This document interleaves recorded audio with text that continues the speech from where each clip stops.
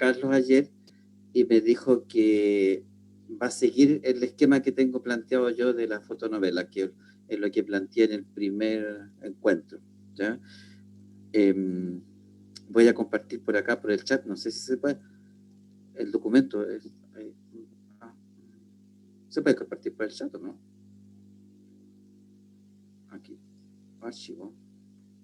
Sí puedo, sí puedo.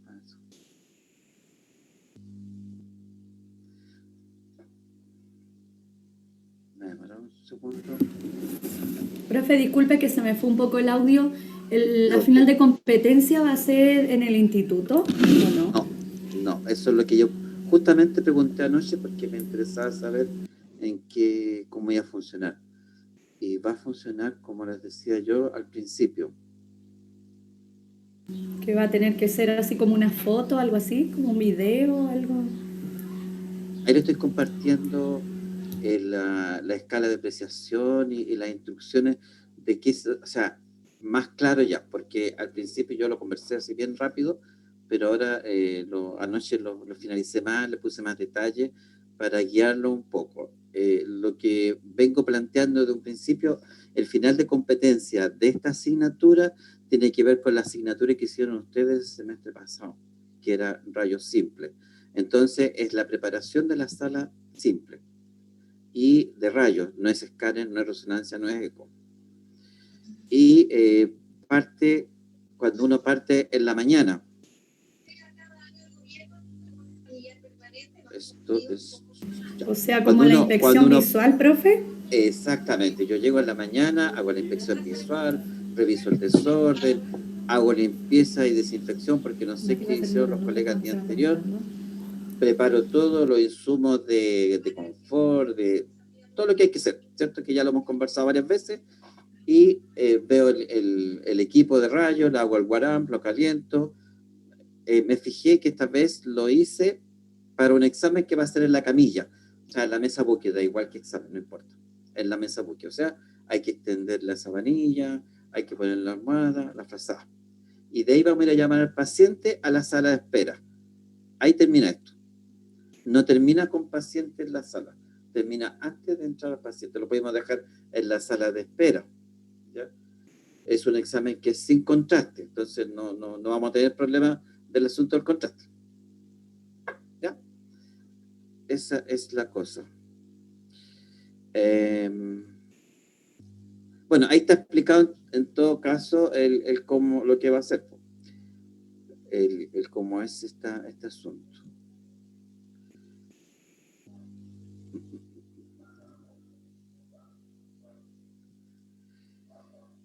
Bien. Denme un segundo, por favor.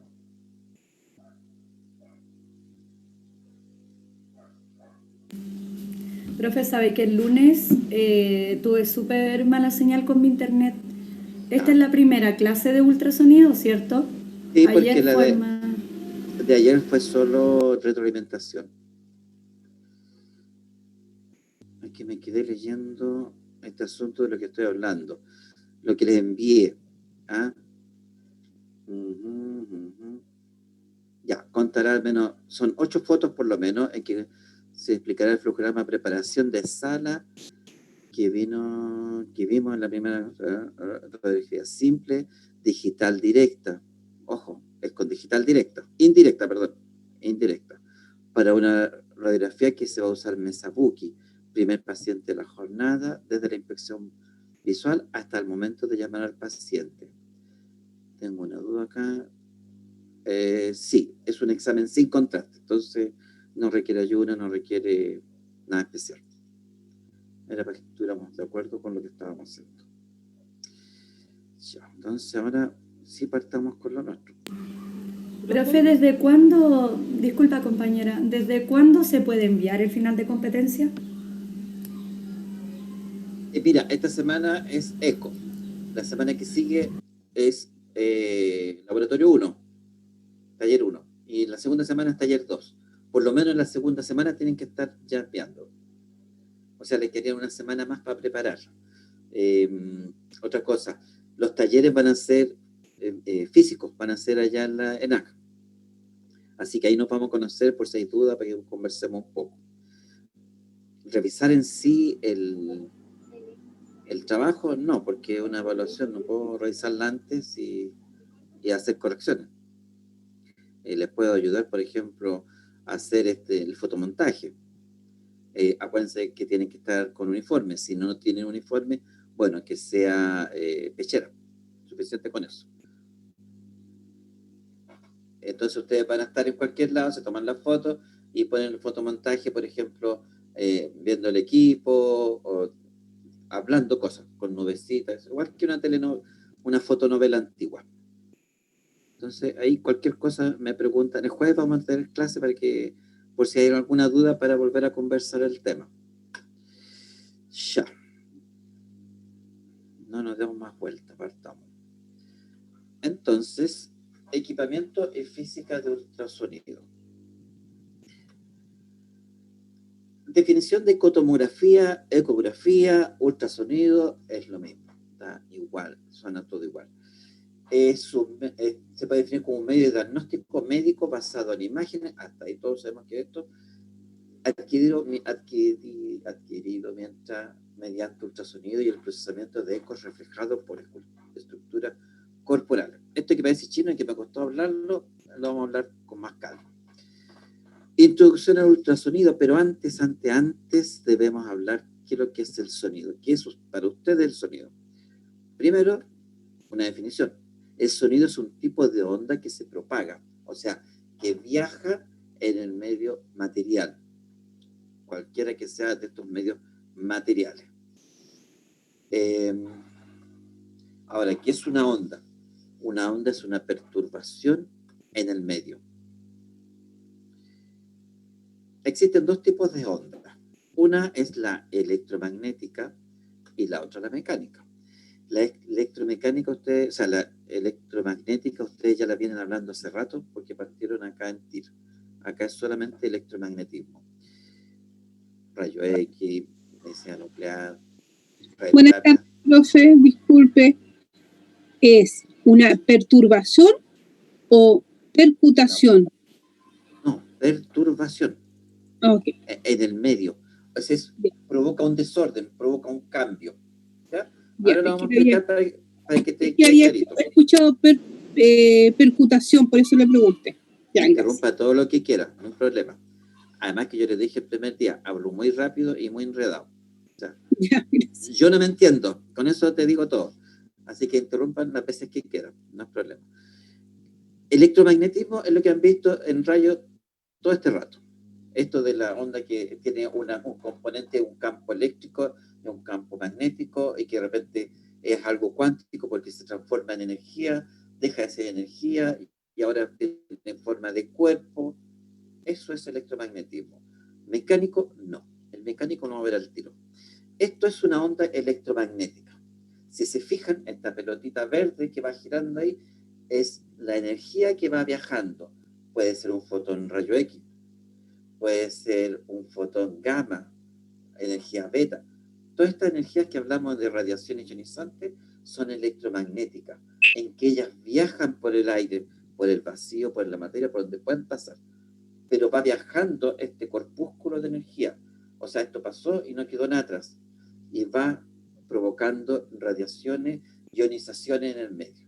Eso es lo que hace una onda electromagnética.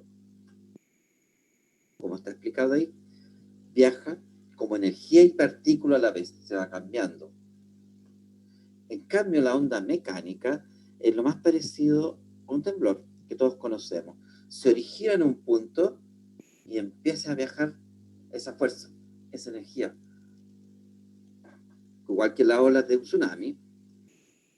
Y aquí, cuando más gráfico queda, es con este asunto de la ola mexicana, en que acá tenemos a los cristianos y va pasando en el estadio y todos se levantan y hacen el movimiento. Entonces uno del frente ve como que va una ola. Pero, a diferencia del electromagnetismo, estos quedan en el lugar, o al ladito, pero ahí, no se desplazan. Si fuera electromagnético, sería uno de estos que estaría corriendo, iría cambiando de lugar. Pero en este caso no. Veamos un estanque de agua. También es una onda mecánica. Si se dan cuenta, si tomamos una partícula de agua, el agua se queda en el mismo sector nomás. Fíjense que se giran algunas y poco. Más se mueven las de arriba, pero sigan una y se van a dar cuenta que no se mueve más allá de un centímetro. Están ahí. Si fueran electromagnéticas, esa partícula sería disparada. Ella estaría viajando. En este caso, para que se produzca este movimiento, esta onda, necesita que haya partículas, elementos donde afirmarse para poder avanzar. Si es un temblor, necesita la tierra para moverse. Si es una ola, necesita el agua, las partículas de agua, para ir desplazándose. Vamos a dejar eso ahí y después vamos a ver con otro detalle. Vamos a hacer el tiro. Vamos a hacerla corta. Veamos este fragmento de película mientras toma agüita.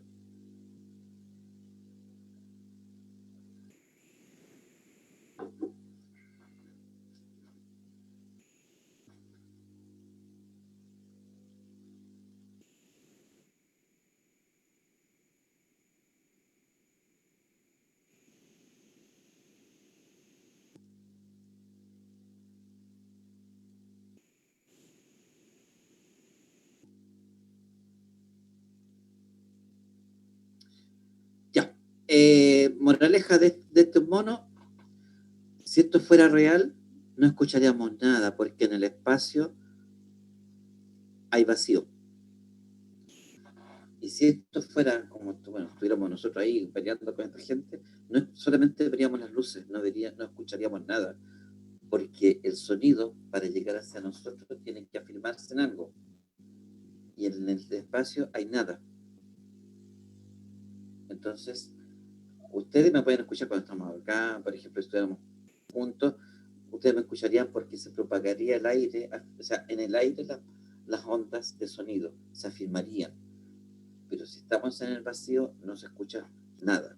Así que la tele miente una vez más. Ahora, ¿por qué escuchamos? Hablamos de la perturbación de ondas mecánicas, el aire que se va a mover. ¿Y qué va a mover para que nosotros escuchemos? Bueno, este es un oído, un esquema, obviamente, ahí está la oreja. Este es el oído externo, es donde uno mete el dedo para que no se rasca la oreja. Esto es el tímpano. El tímpano hace de división del oído externo del oído medio. El oído medio, acá lo pintaron cafecito. ¿Qué se encuentra principalmente en el oído medio? Los tres huesecillos, el martillo, yunque y estribo. Martillo, yunque y el chiquito estribo. Y es un conducto aéreo, está la trompa de Eustaquio, que es la que llega a la faringe, por eso a veces uno se le tapa el oído y tiene que como bostezar para que se igualen las presiones. Y esto que tenemos acá es el oído interno. El oído interno tiene dos componentes importantes. Uno es el caracol o cóclea. Y el otro es el vestíbulo, que tiene que ver con todo esto del equilibrio. Estos son conductos que se llaman conductos semicirculares, son tres, uno superior, uno externo y uno inferior, ubicados en 170 grados cada uno, para que nosotros tengamos la percepción. Nota aparte en cómo si uno cierra los ojos y yo giro la cabeza, yo sé que gire la cabeza. O si se giró todo, yo sé que se giró. ¿Cómo saben ustedes que se gira el cuerpo? ¿Cómo creen ustedes que el cuerpo sabe que se gira, que se inclina? Si me voy para atrás con la cabeza, yo voy a saber que estoy para atrás. ¿Cómo el cuerpo sabe eso? Es una cuestión súper sencilla.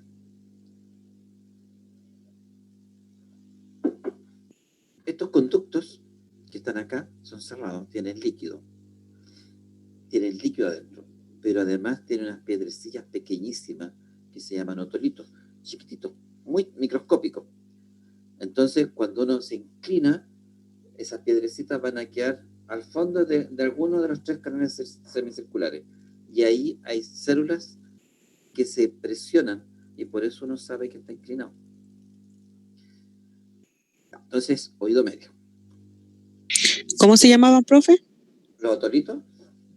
¿O los conductos Sí, eso. semicirculares? No, los otolitos.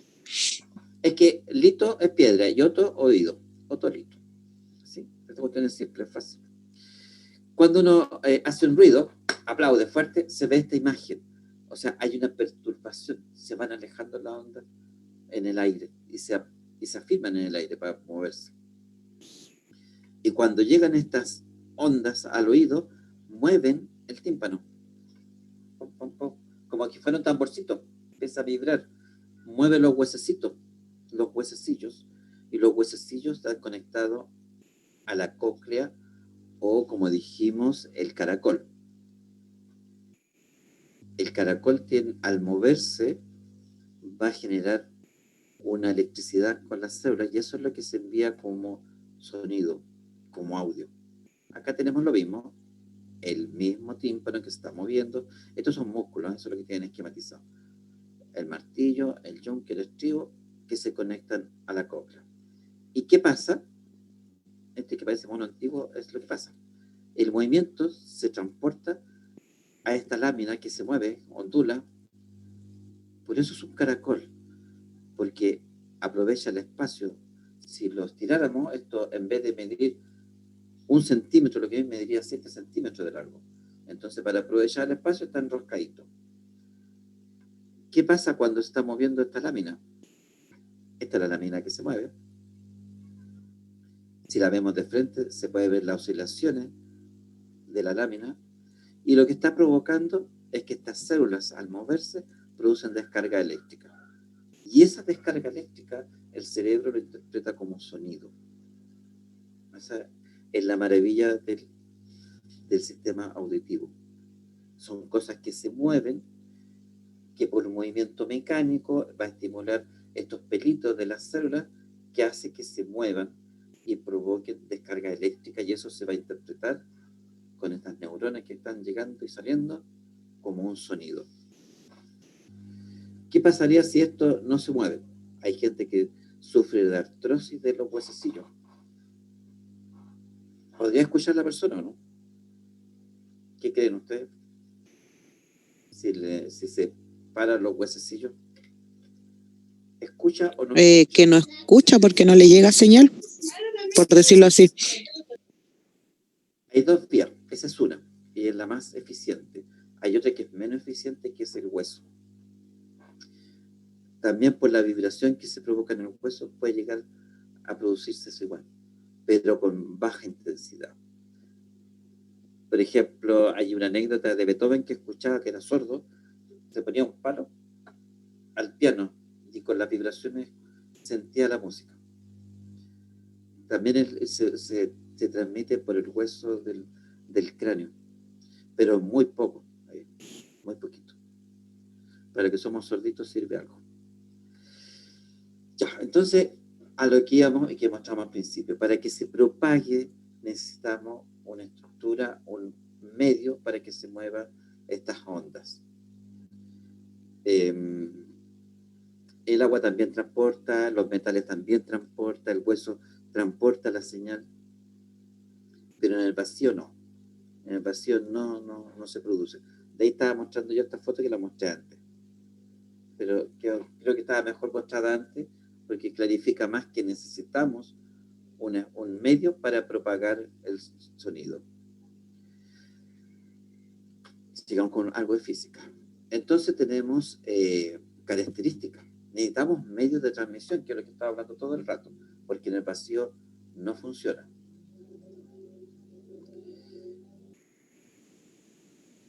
Esto que sea elástico no quiere decir que tienen que estar las moléculas con algo de movimiento, pero igual se traslada.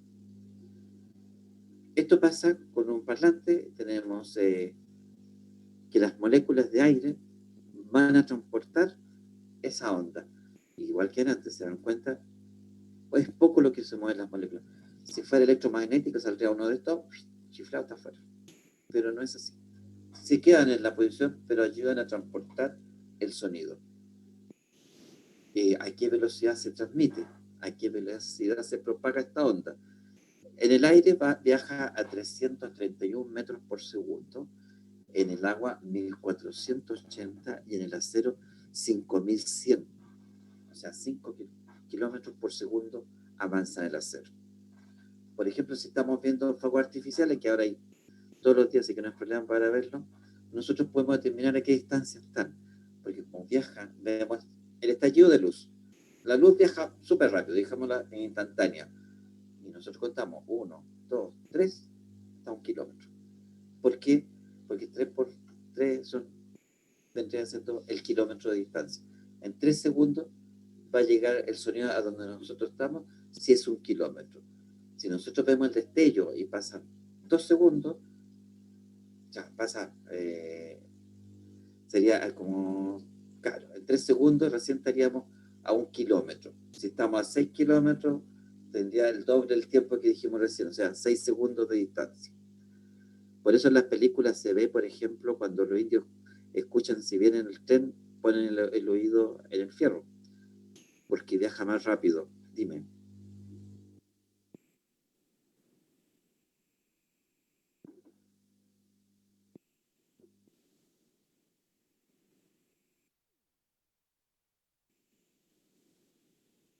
Viaja más lento en el aire que en el agua. Y viaja más rápido en el metal que en cualquier otro. ¿Por qué? Y está explicado, creo que en la próxima lámina, pero te lo explico al tiro. Estábamos viendo recién estas partículas que están separadas y están transportando esta cosa, ¿cierto? Esta onda.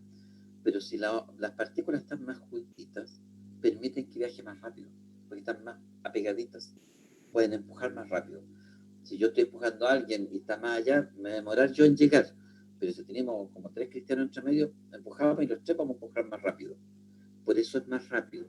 Mientras más consistente, mientras más juntas están las moléculas, más rápido. Por eso el acero es más rápido. ¿Ya?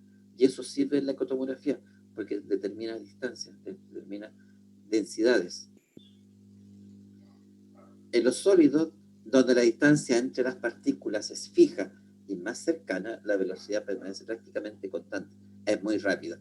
En los líquidos y en los gases empieza a cambiar un poco la cosa. Esta pregunta, esto seguramente lo he preguntado en la prueba. Vamos a ver 2 tipos de ondas. Quiero que hablemos de intensidad. Intensidad para nosotros va a ser volumen.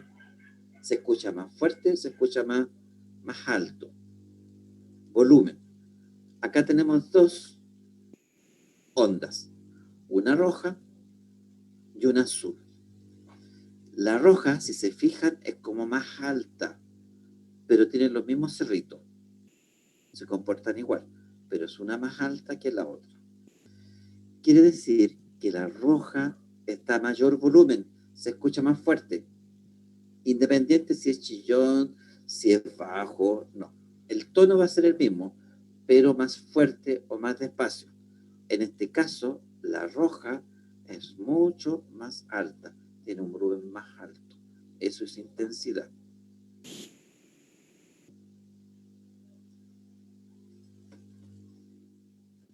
Esto es lo mismo, acá hay amplitud, pero para nosotros es intensidad. Si se fijan, acá está más marcado, son iguales, las mismas condiciones de las 2 ondas son iguales. Acá son 2 estanques de agua, son iguales, pero esta es más alta y esta es más baja. La velocidad, si se fijan en las rayas azules, es la misma, pero es con más fuerza esta y esta con menos fuerza. Con más volumen una, con menos volumen la otra. Esto quiero que pongamos atención en la frecuencia. Aquí tenemos 2 ondas otra vez, dice high frequency, low frequency. Si se fijan, las 2 están de la misma altura. Ya están las 2 al mismo volumen, así que ese no es cuento. La historia acá es que esta tiene más cerritos que la de abajo. Al tener más cerritos, más ciclos, quiere decir que es más aguda, sería como una voz más chillona, más delgada. En cambio, esta, que tiene menos cerro, es más baja, es más ronca. Me interesa la alta frecuencia, porque para allá vamos. Eso es alta frecuencia. Aquí vamos a volver al ejemplo. Tenemos las 2 curvas. ¿Cuál se escucharía más fuerte? con más intensidad? ¿La roja o la azul? La roja. La roja. La roja, ¿cierto? Porque tiene los cerros más grandes. Más alta, sí. ¿Cuál sería la más chillona o más... ¿Cuál es la más chillona? La azul, creo yo. La azul porque tiene más cerritos que la otra. ¿Se fijan? Sí. Entonces, esa tiene mayor frecuencia. Se repite más el cerrito. Eso es frecuencia. Porque vamos a hablar de los hertz. Un hertz se mide desde de un cerro al otro cerro. Eso es un ciclo. 1 por segundo. 1. 1000 ciclos o un kilohertz son 1000 de estos cerritos que se producen en un segundo. O sea, muy rápido. Y un megahertz son 1.000.000 de ciclos. Serían 1.000.000 de cerritos que se producían ese mismo. A esa altura nosotros ya no escuchamos. Nosotros dejamos de escuchar acá en los kilohertz. Más allá no escuchamos. Los perros sí escuchan. Por eso tienen esos pitazos especiales de que uno no escucha, pero sí lo van a sentir. Nosotros escuchamos entre 15 y 20 Hz, que es un susurro, hasta 20.000 Hz. La frecuencia es súper alta. Más allá, el oído no percibe, aunque exista. O sea, 20 kHz es lo máximo que escuchamos como oído humano. Y acá vamos a enlazarnos ya con ultrasonido para que nos vayamos acostumbrando a ultrasonido. Los transductores funcionan en frecuencias de megahertz. Nos olvidamos de los kilohertz. De los hertz solo hablamos solamente de megahertz. ¿Esto de qué importa? Importa porque, por ejemplo, en los 3,5 megahertz es cuando uno hace un abdomen de abdomen con esa frecuencia. ¿Qué permite esa frecuencia? Una profundidad máxima de 14 centímetros. Desde la piel hacia adentro, 14 centímetros. Se ve muy gordo, bajamos a 2 y permite entrar a 25 centímetros. Delgado como qué, 10 o 15, una mama, por ejemplo, el tiroide, que está casi a flor de piel, se usa con un transductor entre 10 y 15, lo que nos da una profundidad máxima de 3 centímetros, que es lo que nos sirve para alcanzar a ver bien el tiroide. Entonces los transductores van a tener unas frecuencias preestablecidas porque según eso es la penetración en el tejido. Esa es la importancia que tiene el que sea de tanto más o menos megahertz.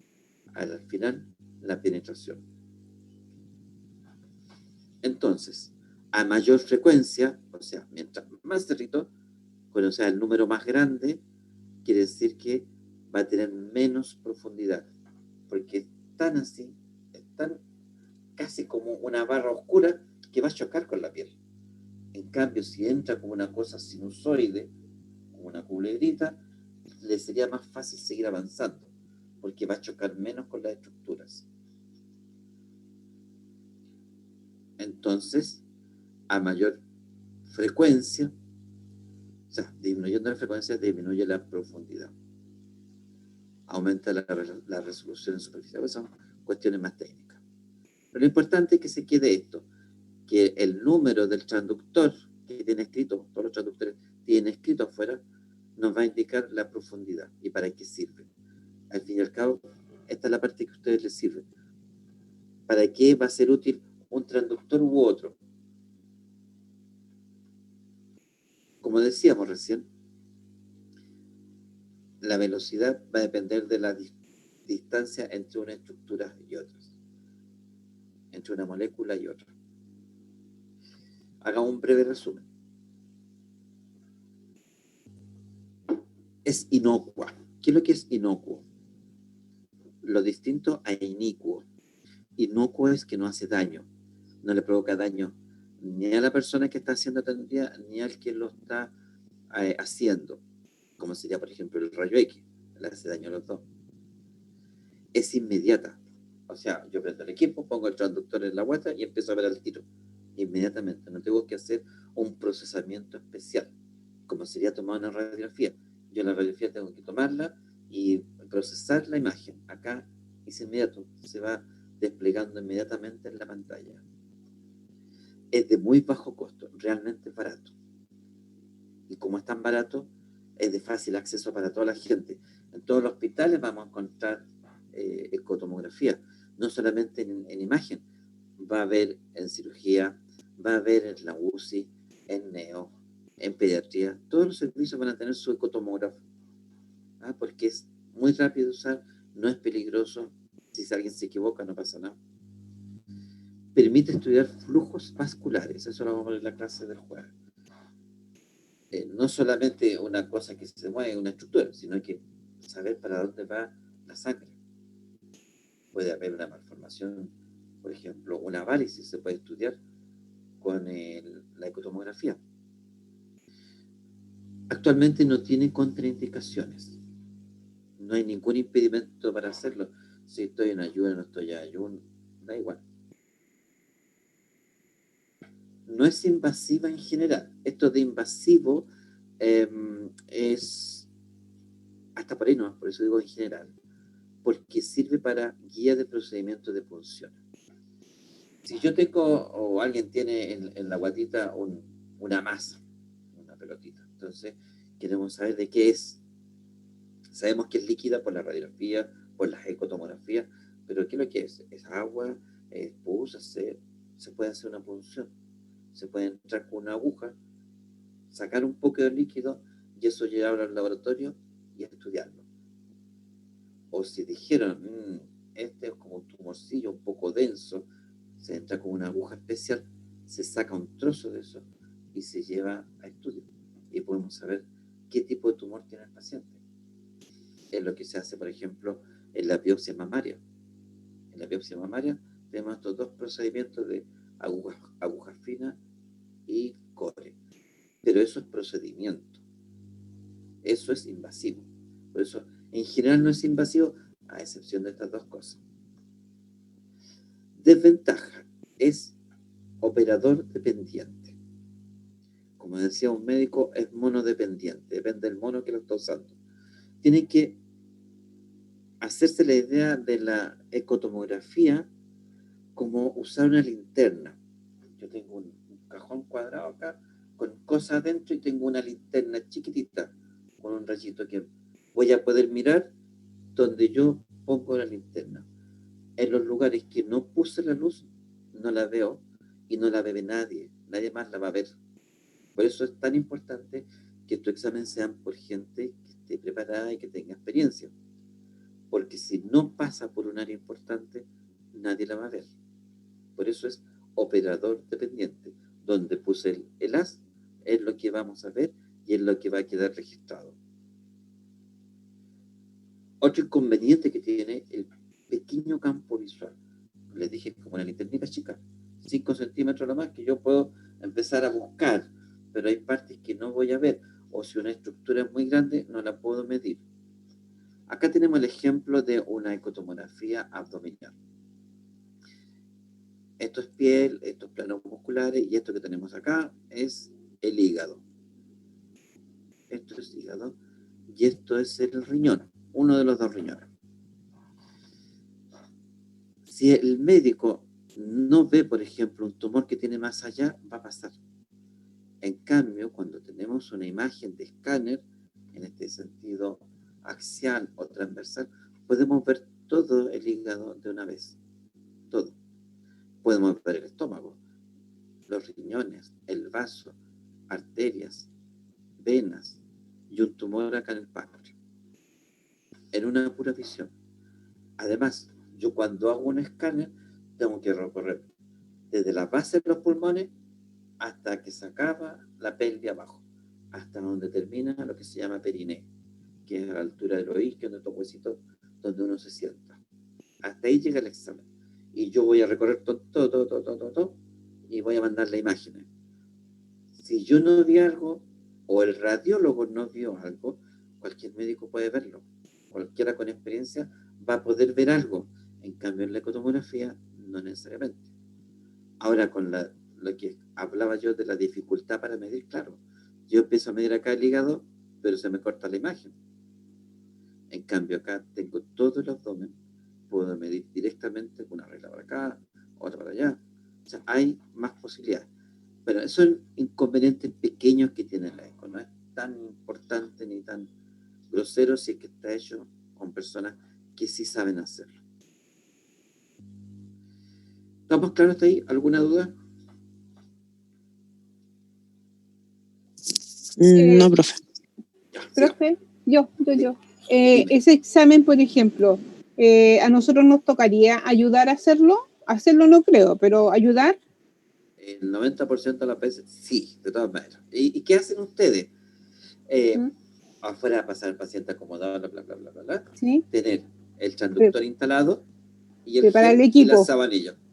Sí. Ah, ya. Ingresar los datos del paciente al equipo. Ya. Porque cuando llega el médico, lo que ¿Mm? quiere el médico es que usted le ponga el transductor en la mano y hagan todo. Sí, Tiene que estar sí. todo listo, pero muy flojo. El nombre correcto del paciente, porque nadie se fija en un detalle pequeño, que si el paciente corresponde o no. Sí. ¿Sí? No, es que es un temazo, porque tú puedes hacer un examen, pasar un paciente, ya, va a llamar a don José Pérez afuera, y se va, ahí me pasaba, en el escala me pasaba, se ha parado José Pérez, le digo, ¿qué le duele? La espalda. No, tengo un tag de columna. Le hago el examen, me pasó hace varios años, terminé todo mi examen en la mañana y salgo a la sala de espera y había un paciente. Y usted, dije yo, me llamo José Pérez, ¿y por qué no se paró? Resulta que se había parado otro paciente, quien ni se llamaba José Pérez, que tenía un tag de columna. Hay que ver los correctos. ¿Y Que qué su falló? paciente sea correcto. La moraleja, ¿qué falló? No corroborar el paciente. Cédula de identidad. Eso es lo que falló. Actualmente estamos usando cédula de identidad para todo. Sí. Se revisan, porque hay gente que se llama igual además. Los nombres de pila iguales, entonces, y tienen los mismos exámenes y tienen la misma edad. Entonces, si eso, o sea, tú dices, no, si casi nada la pegan, sí, es casi nada, pero lo importante es hacerla bien. Porque si a un paciente le encuentran un tumor de cáncer y está con el nombre de otra persona, nunca lo va a saber el enfermo. Y al cristiano que le hicieron el examen lo van a operar de una cosa que no tiene. Así de complicado es el asunto del asegurarse en el nombre del paciente. ¿Ya? Bueno, sigamos. Las características del sonido, absorción o atenuación. Dijimos recién que, por ejemplo, si había un temblor acá en Santiago, lo vamos a sentir hasta Talca, pero ya más allá, Concepción no llega, porque se va perdiendo a medida que se va alejando de donde fue el golpe. ¿Ah? Entonces sí existe una atenuación o absorción. Decíamos recién que el 3,5 llegaba hasta los 14 centímetros nomás. Más abajo ya no se ve, aunque haya más pacientes. La reflexión acá es lo importante, que es el eco. Reflexión es lo mismo que eco, que se devuelve, yo grito, toca en la pared y me escucho de vuelta. El eco típico. Reverberación es otra cosa, quiere decir que rebotó muchas veces. Lo escucho por las dos orejas y se escucha así como vibración más fuerte.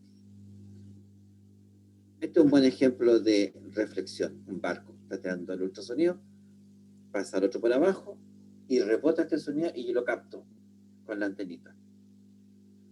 Eso es reflexión. Se reflejó, chocó. También existe la refracción. Acá tenemos reflexión, se devolvió porque aquí hay un tejido, digamos por ejemplo que está en la piel, y más abajo de la piel hay un músculo, entonces pasó a la piel, pero con el músculo incluso cambió un poco más, se disminuyó, pero cambió un poco el ángulo. Entonces el equipo va a saber que hay otro tejido y acá hay una interfaz, una división. Esto es lo que sucede. Por ejemplo, tenemos un sonido que llegó hasta acá. Esto es un hueso. Chocó y se devolvió. Viene otro, chocó y se devolvió. Pasaron muy poquito y se detuvieron. Por eso quedó blanco acá. Se ve esta línea blanca, porque ahí van chocando estos ecos y se detienen, se devuelven inmediatamente. En cambio acá esta que esa es una sombra. Acá no hubieron eco. Cuando no hay ecos se queda negro, porque no hay retorno. Acá todo esto volvieron. Por ejemplo, este chocó y se devolvió.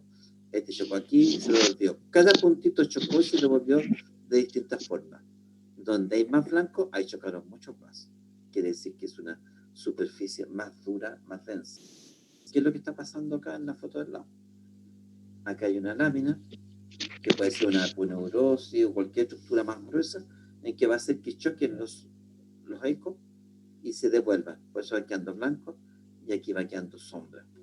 No llegaron los ecos más al fondo. Porque para que se vea la imagen de eco, el eco tiene que devolverse. Choca y se devuelve. Y el transductor lo escucha. El transductor manda el sonido y lo escucha, hace las dos pegas. Un resumen. Absorción, esto se empieza a achicar, quiere decir que empieza como a disminuir. Reflexión, que choca y se devuelve. Por ejemplo, acá hay una aguja, una jeringa, porque la ecotomografía sirve para guiar funciones. Le pongo esto, el sonido, meto el ojo y se empieza a devolver al tiro y sé perfectamente dónde va la aguja. Y la refracción es la que vayamos recién, que pasan algunos ecos, cambian de sentido y pueden permitir el cambio de densidad. Eso sería. Veamos este esquema. Colocamos el transductor. En un momento el transductor va a emitir una onda acústica. Y después este mismo transductor se apaga para solamente escuchar y recibir la imagen que está llegando. Lo importante de esto es que cuando uno hace o está en ecotomografía, uno mueve el transductor y como si nada, pero es tan rápido que prende y apaga, hace las dos funciones, no lo hace simultáneo, tiene que apagarse para solamente recibir, pero lo hace tan rápido que para uno es tiempo real todo, no se ve las veces que se detuvo, y así va captando la imagen, igual que el sonar de los submarinos.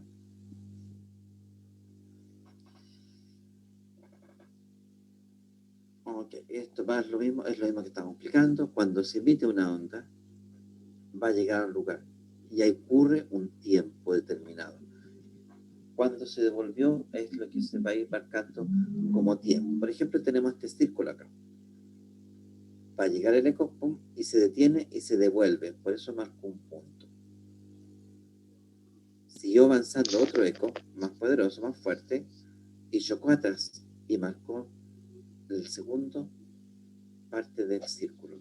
Pero entre medio hubo un tiempo. Y eso permite saber la distancia. Acá, los tiempos nos van a decir que son distancias.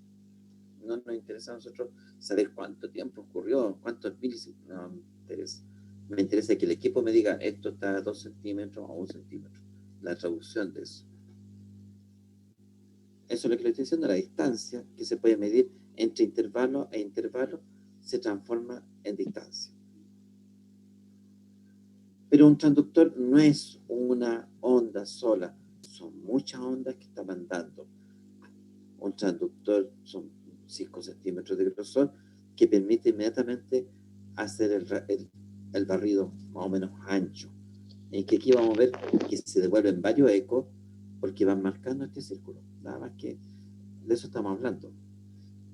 Y esta otra lámina nos está diciendo que tanto eco, TAC, todas estas tomografías, al fin y al cabo la representación de la imagen que tenemos es una gráfica, son gráficos, donde se detuvieron los ecos, hasta donde avanzaron, es lo que va registrando. Por ejemplo, si pudiéramos decir, en el 3B se detuvo, en el 4B pasó, y así.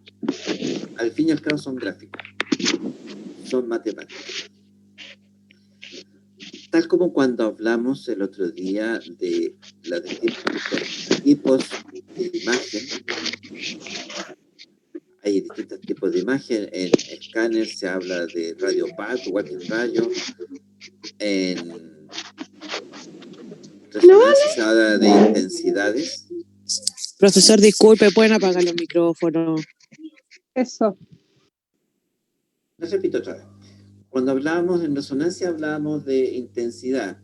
¿Qué tan intenso es una imagen? Muy intenso, hiperintenso, hipointenso. Cuando hablamos de eco, hablamos de ecoico. Ustedes tapen la palabra AN y aquí hablamos de ecoico. Eso es eco, imagen de eco. Cuando hablamos de AN, quiere decir que es la negación. No hay ecos. Por ejemplo, en esta imagen no hay ecos porque se ve negro. ¿Qué se ve negro? Los líquidos. El agua, la sangre, la bilis. Esas son estructuras que se ven oscuras. Porque los ecos pasaron de largo, nadie se detuvo. Se detuvo a este otro lado. ¿Ya? Eso es una imagen anecoica, no tiene ecos. Una imagen hipoecoica sería esto que estoy marcando yo acá. Esto es hipoecoico con respecto al vecindario. Todo el tejido que lo rodea es un poco más denso que esa imagen. ¿Eso para qué sirve saberlo? Bueno, a los médicos les sirve porque con eso pueden diagnosticar cosas. Puede decir, hay un edema, por ejemplo, hay una inflamación, qué sé yo. Ellos saben esa parte. O hiperecoica. Acá tenemos la imagen hiperecoica, que sería una imagen más densa del mismo tejido, pero es más densa que el resto. ¿Qué puede ser? Un tumor. Puede ser una hemorragia que va a ver de esas condiciones. Porque al haber hemorragia, la sangre como que tiende como a coagularse, a concentrarse. Por eso empieza a cambiar de tono. No como se ve acá, que está en movimiento, se ve oscuro. Entonces tenemos anecoico, hiperecoico, hipoecoico, isoecoico. Iso significa igual. Igual que, acá tenemos una vesícula, y eso es un pólipo, es como un cototito, un porotito que le salió a la pared de la vesícula. ¿Por qué es importante saberlo para el médico? Que tiene el mismo, digamos, la misma densidad que la pared. Entonces, de la pared. Y eso es un pólipo. No es complicado, se opera. Cantería si fuera hiperecoico, o se marcará mucho. Por eso sirve para los médicos ir distinguiendo estas cosas. Esto no se los voy a preguntar en la prueba, solamente para que ustedes sepan de qué estamos hablando, ¿no? Cuando estén en eco.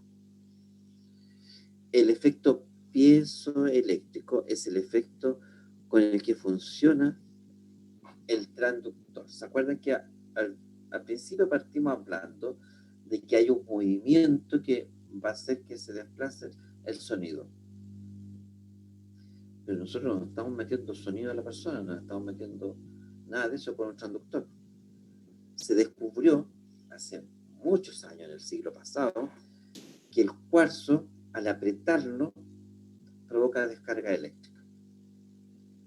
Y bueno, hay otros materiales actualmente que ya no se usa cuarzo. Pero lo importante es eso, que tú no al apretar el cuarzo va a provocar una descarga eléctrica. Aquí estamos apretando un cuarzo en esquema y aumenta el voltaje de 0, solo un par de rayas. Eso significa, estamos presionando. ¿Cuesta verlo? No.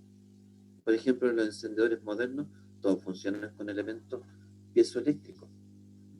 Antiguamente, no sé si se acuerdan ustedes, eran como una ruedita que raspaba una cosa que saltaba en chispas. Actualmente no. Lo que se hace es presionarlo, se provoca la descarga eléctrica y justo va pasando el gas y se produce la llamita. Así funciona un encendedor común y corriente. Así funciona la cocina, que es con encendido automático. El califón también funciona igual. Por presión, acuérdense que ¿cómo funciona? Porque no está apretando. Y esto es una cosa de una guitarra eléctrica, que se golpea, esto se enciende y transmite esa electricidad. Eso se descifra como un sonido de guitarra eléctrica. Todos en sus cosas. Pero lo que está haciendo esa vibración es transformarse en sonido. Vamos a retomar enseguida otra vez esto del sonido para que no se vayan complicando. Lo que quiero enseñarles ahora es las partes del equipo, tal como hablamos, las partes del TAC, las partes del resonador, bueno, el eco también.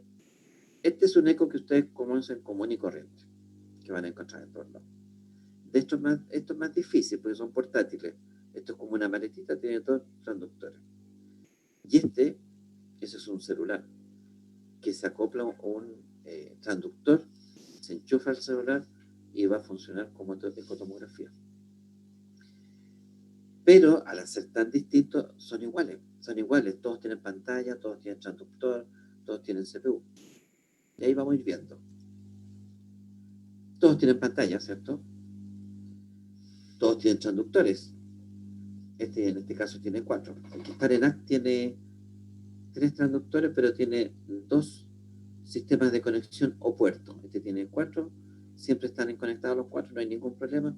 Pero si ustedes llegan a trabajar a un lugar y le dicen, ya, ahora está con una ECO mamaria, chuta, hay que cambiar el transductor del convexo al lineal, porque tienen 2 espacios nomás.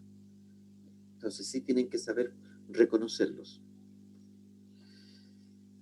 Tiene un panel de control en que van a poder ingresar los datos del paciente, la identificación, y más abajo van a tener un teclado especial. El de más abajo, no sé, es el teclado normal.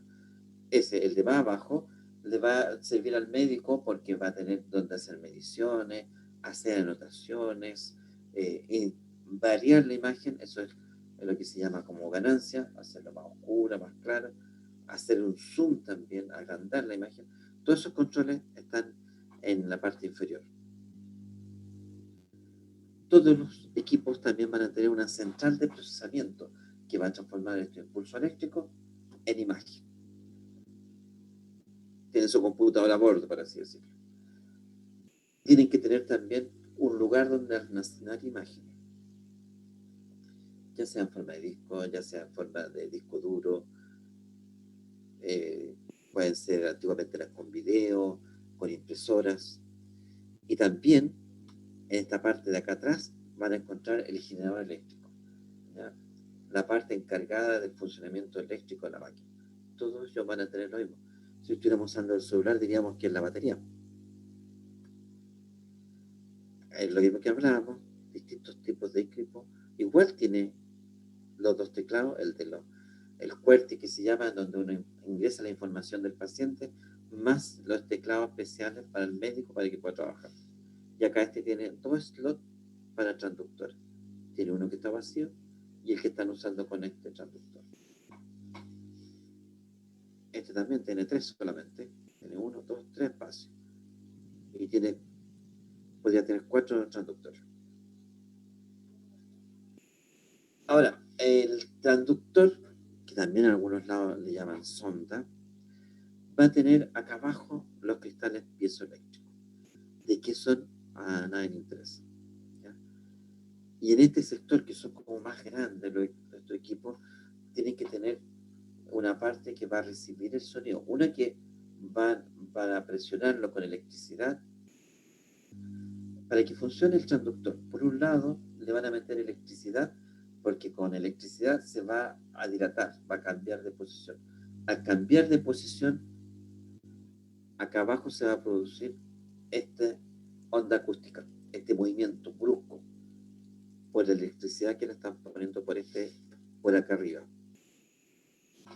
Cuando va a recibir la información, se apaga este que está apretándolo y va a recibirlo. Entonces, las ondas que vienen de abajo van a distorsionar otra vez estos cristales piezoeléctricos, y al distorsionarse va a provocar una descarga eléctrica que es la que se va a transformar posteriormente a imagen. Eso es en grandes rasgos el efecto piezoeléctrico dentro de la obtención de la imagen, ¿ya? Es un elemento que al apretarlo o al meterle electricidad va a cambiar su forma y va a provocar estos choques de movimiento mecánico. Y de vuelta el movimiento mecánico va a hacer que este bloque de cristales de piezoeléctrico se transmitan una energía eléctrica. Es más o menos complicado, pero tratando de explicarlo es fácil. Esto es más de lo mismo. Estamos diciendo que por una descarga eléctrica hace que el efecto piezoeléctrico mande una señal acústica, una onda mecánica, un movimiento, esos van a tocar en alguna parte del cuerpo, se van a devolver, y este mismo material piezoeléctrico va a recibir esa onda y se va a mover, y al moverlo provoca esta electricidad, que el equipo lo va a interpretar a larga como imagen. Tenemos varios transductores, que estas son las ondas que se usan. Lo tengo separado, el lineal solito, y tenemos estos tres iguales. Sucede que existe el lineal, el convexo, y estos otros dos, el intracavitario y el sectorial, son familias de esto. Son de esto, pero más pequeños, para distintos motivos de trabajo, ¿ya? Pero siguen siendo convexos. Tenemos dos grandes, el lineal, el convexo. Y dentro de los convexos, además tenemos el sectorial y el intracavitario. El lineal son de mayor frecuencia.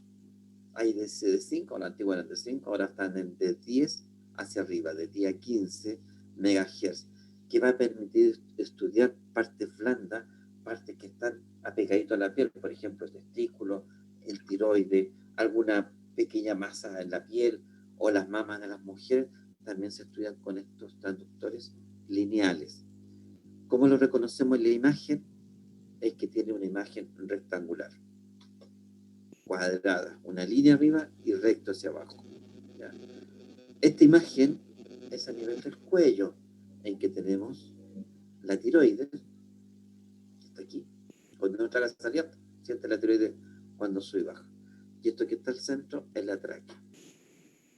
Esta es una tiroide con una característica homogénea de aspecto normal, ¿ya?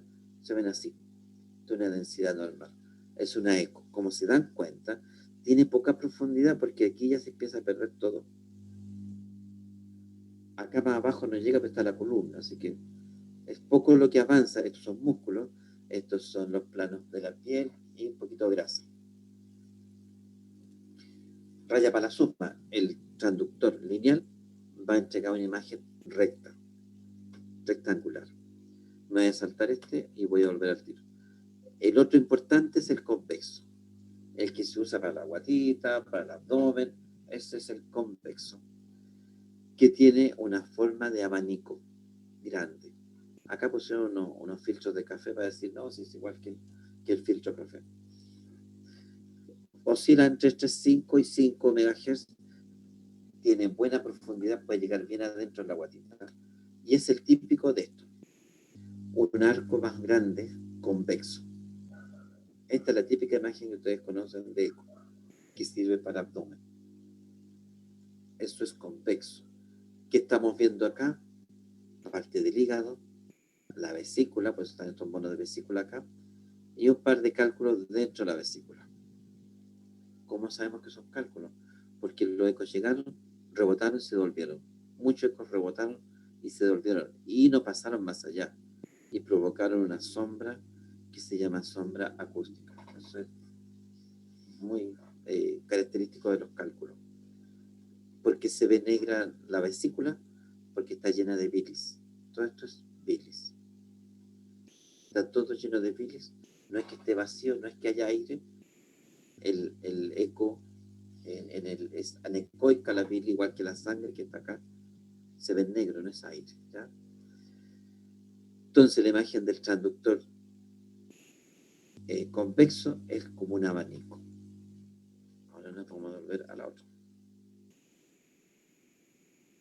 El sectorial también es un convexo, pero su arco es más pequeñito, es más puntual. ¿Para qué sirve? Para ver los cerebros de los bebés, para estudios cardíacos o para estudios, por ejemplo, entre las costillas. Si alguien quisiera ver una lesión en el pulmón que está muy encimita, debajo de las costillas, por ahí, por las rendijas, pueden pasar los ecos con este transductor que es preciso para eso. Profe, ese traductor sirve para hacerle ecos a los dedos de las manos, de los pies. No, el transductor que se usa ahí, si te fijas, es más delgadito, el lineal. Ah, ya. El lineal. Lo que pasa es que actualmente la evolución es muy grande y hay lineales que son del porte de 1 centímetro. que Sí. permiten estudiar la uña. Sí, es que yo tenía un tumor lúmico, entonces me hicieron una eco con un traductor, pero no sabía si era ese o el lineal. Y debe haber sido de este porte que sale en este mono, algo muy Chiquitito, pequeño. sí. No, más chiquitito parece que era. Claro, si son los pediátricos que están trayendo ahora, que son, pero chiquitísimos, Sí, pero son lineales. ya. Lineales porque el lineal tiene muy buena resolución a baja piel, a poquito. A esto Ah, no ya. sirve para nada, pero para arriba es espectacular. Ya. Gracias. Este es convexo. Este es convexo, está haciendo acá la curva arriba, pero es más chiquito, más estrecha. Eso es un sectorial. ¿Para qué sirve? Para el estudio del cerebro de los bebés. Eso es típico, lo que más se hace. Profe, Diga, el que tiene forma de espiral, ¿cuál es? ¿espiral? ¿Forma de espiral? No lo conozco, no he visto nunca. El que tiene el cable en forma de espiral. Oh, me dejaste pillo. Todos los cables son en forma de espiral, o sea, no, ni siquiera, no son espirales. ¿Se los muestro? Ya, pues. ¿Dejo compartir yo? ¿Para que muestres tú? Es que no, estoy en Ah, pero mándalo a una foto al chat de repente. Bueno, mientras tú haces eso, yo busco para el otro lado.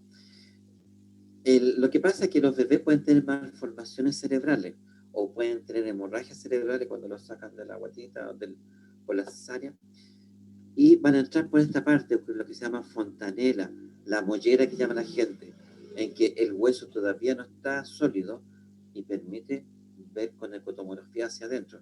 Y van a colocar justamente el transductor en la mollera para poder mirar hacia adentro. ¿Ya? Ese sería el uso del sectorial. Este ya lo vimos y ahora nos saltamos al intracavitario. El intracavitario permite, como una sonda larga, entrar a cavidades del cuerpo. Cavidades como la vagina, cavidades como el recto. ¿Ya? Siguen siendo sectoriales, también tienen esa figura. También tienen como un abanico, este incluso más grande, tiene mayor ángulo, que permite estudiar el útero, que permite estudiar los ovarios, en el caso del hombre, vía rectal, la próstata con buen detalle.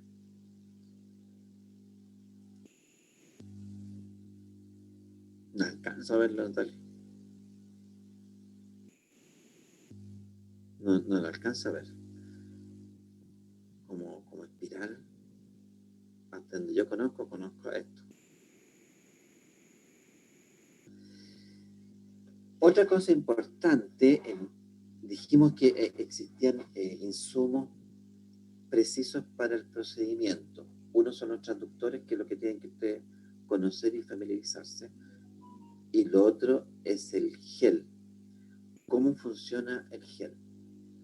¿Ah? Si no hay gel, no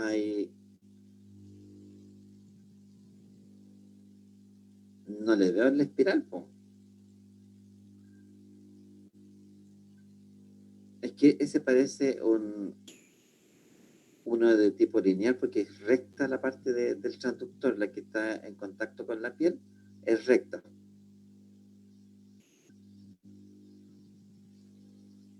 Ya, sigamos con el gel. El gel es súper importante. Si no hay gel, no hay eco. No se puede. No se puede hacer el examen si no hay gel.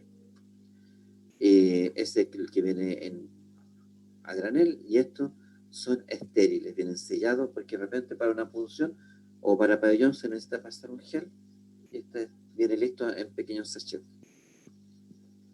¿Cómo se usa? Bueno, ustedes todos lo han visto, el médico pega el chorro y empieza a pasar el transductor por arriba.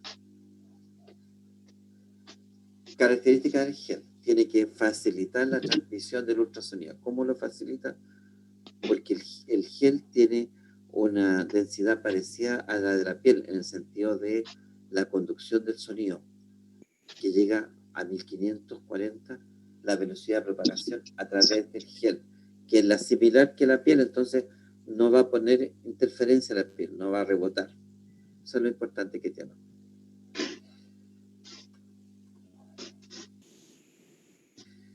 Otra cosa importante, no contener burbujas de aire. es algo como bien doméstico, pero importante. Si hay burbujas de aire va a haber interferencias de imagen. No debe evaporarse rápidamente ni licuarse rápidamente. Debe contener agentes bactericidas, no poseer solventes que dañen la estructura del transductor en sí, no manchar la ropa, no tener olor. Esas son las principales cosas que debe tener un gel. ¿Cómo funciona? Como les decía, hace de transferencia del sonido al cuerpo. ¿Qué pasa si no hay gel? Rebota con el aire. Por ejemplo, los pelitos de los brazos, de la guata del paciente, al tener gel, los va a integrar y no va a aparecer las burbujas de aire que podrían aparecer debajo de un pelo, por ejemplo, que molestaría a la visión. Ya, y estaríamos por hoy día, chicos. Arturo, hora 12. ¿Alguna duda, algo que quieran expresar?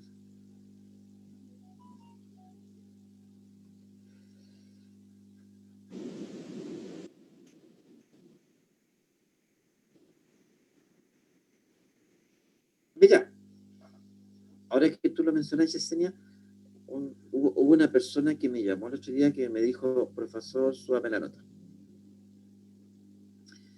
Porque tenía un promedio palo. Entonces le dije yo, mira, por eso son 3 pruebas y 3 trabajos. O sea, hay 6 posibilidades de tener nota.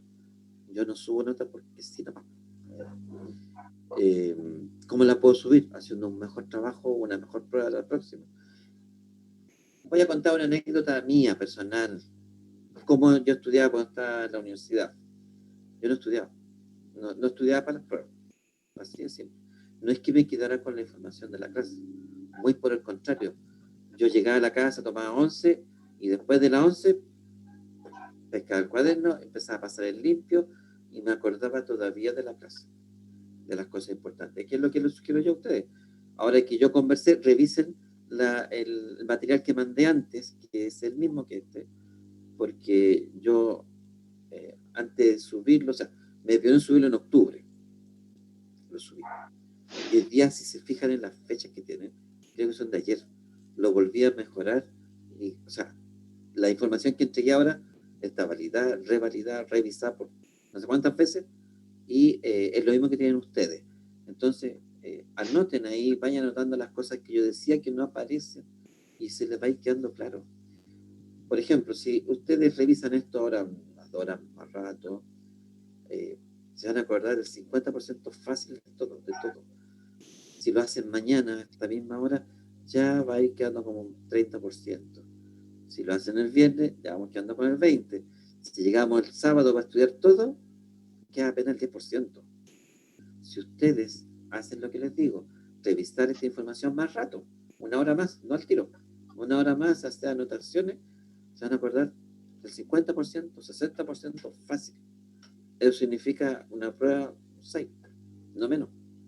No están hechas las pruebas para menos puntaje.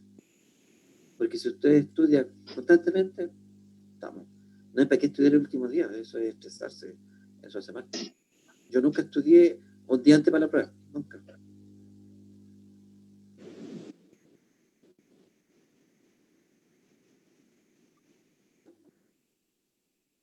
Y te aparecen las dudas. Oye, y te aparecen las dudas. Ahora no hay ninguna duda.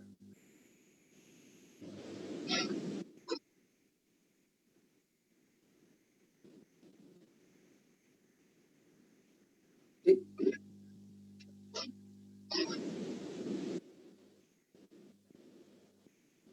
Y sería bueno que hicieran eso, y el juez tiene alguna duda, partimos con las dudas, obvio, así de simple, partimos con las dudas. No se pierde tiempo con eso. Pero si el material que uno manda, lo importante es echarle un vistazo así rapidito, antes de la clase. Durante la clase ir tomando algunas notas, y después revisarlo todo junto, y va a quedar clarísimo todo, ¿cierto?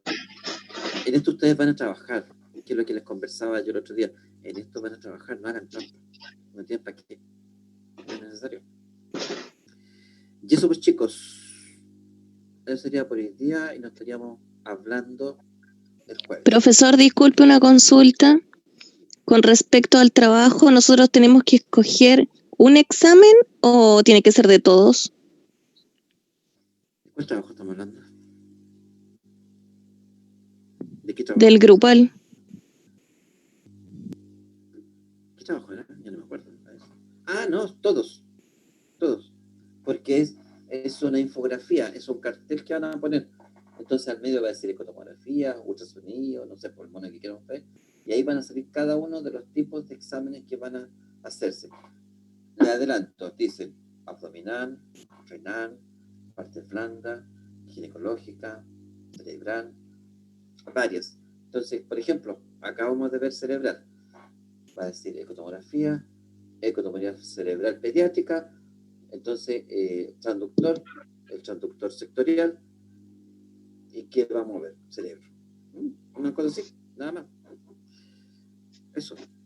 Ah, ya, profesor, muchas gracias. Es enlazar el tipo de examen con el transductor. Y esta separación, por ejemplo, cuando veamos el jueves los exámenes, porque se llama exámenes más frecuentes, están hechos en relación a la codificación FONASA, como lo distingue FONASA, como lo agrupa. Están hechos para eso, para que ustedes cuando lleguen a trabajar sepan que existe, por ejemplo, la ecotomografía abdominal y existe la renal aparte, que es más barata, que va a haber solamente riñones, aunque el abdominal también se ve. Es eso. Y vamos a hablar de las preparaciones, qué se necesita, por ejemplo, para una eco prostática, para una femenina. Esa es la clase que viene. Y ahí ustedes van a poder enlazar, ahí les va a quedar más o menos claro. El trabajo igual se entrega el domingo, igual que el de la semana pasada, ¿ya? Para que no se estresen con entregarlo antes, no hay problema.